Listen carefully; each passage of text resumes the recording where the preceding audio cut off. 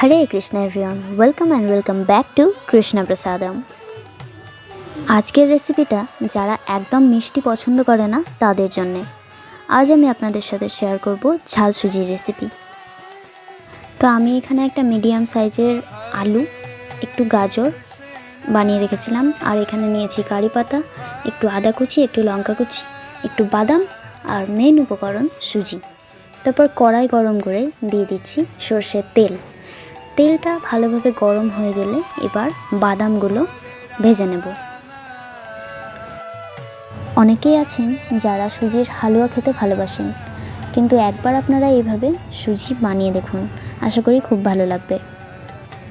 তো আমার বাদাম ভাজা হয়ে গেছে, এবার তুলে নিলাম। এবার বাকি তেলটাতে দিয়ে দিচ্ছি কারি পাতা, আদা কুচি আর লঙ্কা কুচি। আপনারা যারা এই ভিডিওটা দেখছেন তারা এরকম আরও রেসিপি পাওয়ার জন্য কৃষ্ণ প্রসাদম চ্যানেলটিকে সাবস্ক্রাইব করে পাশের বেল আইকনটা প্রেস করে রাখবেন। তাহলে আমি যখনই কোনো নতুন ভিডিও আপলোড করব আপনারা নোটিফিকেশন পেয়ে যাবেন। তো দেখুন, আদা কাঁচা লঙ্কাটা কয়েক সেকেন্ড আমি ভেজে নিলাম। এরপর আলু আর গাজরটা আমি এখানে দিয়ে এবার ভেজে নেব। আপনারা চাইলে এখানে আরও অনেক সবজি যেমন ফুলকপি বা ক্যাপসিকাম অনেক কিছুই দিতে পারেন। আমি এখানে শুধুমাত্র আলু আর গাজর দিয়েই করব। তো এবার আলু গাজরটাকে ভালো করে ভেজে নিচ্ছি।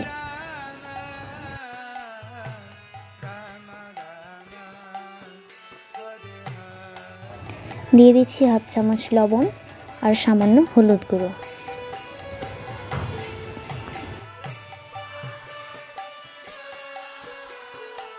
এবার ঢাকা চাপা দিয়ে 5 থেকে 7 মিনিট রান্না করে নিলেই আলু গাজর সম্পূর্ণ সেদ্ধ হয়ে যাবে আর খুব সুন্দর করে ভাজাও হয়ে যাবে।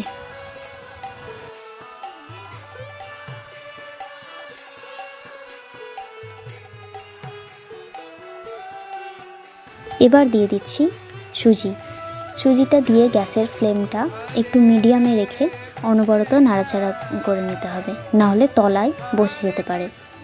আর এই সময় একদম জল দিলে চলবে না, কিছুক্ষণ ভালো করে ভেজে নিতে হবে, তবে সাবুটা একদম ঝরঝরে থাকবে, না হলে দলা পেকে যাবে, তখন টেস্টটাও খুব একটা ভালো আসবে না। তো দেখুন, আমি কনস্ট্যান্টলি নেড়ে যাচ্ছি, আর এই সময় আমি সামান্য চিনি দিয়ে দিলাম। চিনি দিয়ে দিলে স্বাদটা খুব সুন্দর হয়। তারপর অল্প অল্প করে জল দিতে হবে, একবারে সম্পূর্ণ জল দিলে হবে না, একটু একটু করে জল দেবেন। যখন দেখবেন জলটা টেনে যাচ্ছে তখন আবার একটু জল দেবেন, দরকার হলে একটু ছিটিয়ে ছিটিয়ে জলটা দেবেন, একদম ঢেলে দেবেন না।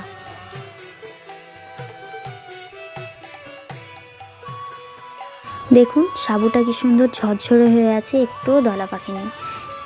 তো প্রায় হয়ে এসেছে, একদম সেদ্ধ হয়ে গেছে সাবুটা এইভাবে নাড়াচাড়া করতে করতে 5-7 মিনিটের মধ্যেই। তো এবার ভেজে রাখা বাদামটা এর মধ্যে দিয়ে দিলাম। তারপর কিছুক্ষণ নাড়াচাড়া করে নিলেই আমাদের ঝরঝরে ঝাল সাবু একদম তৈরি। দেখুন, দেখেই কতটা লোভনীয় লাগছে। তো চলুন এবার ভগবানকে ভোগ নিবেদন করে দেওয়া যাক। তো ভিডিওটা দেখার জন্য সকলকে অসংখ্য ধন্যবাদ। ভিডিওটা ভালো লাগলে অবশ্যই একটা লাইক করবেন, আর চ্যানেলে নতুন হলে প্লিজ সাবস্ক্রাইব করে দেবেন। হরে কৃষ্ণা, হরি বল।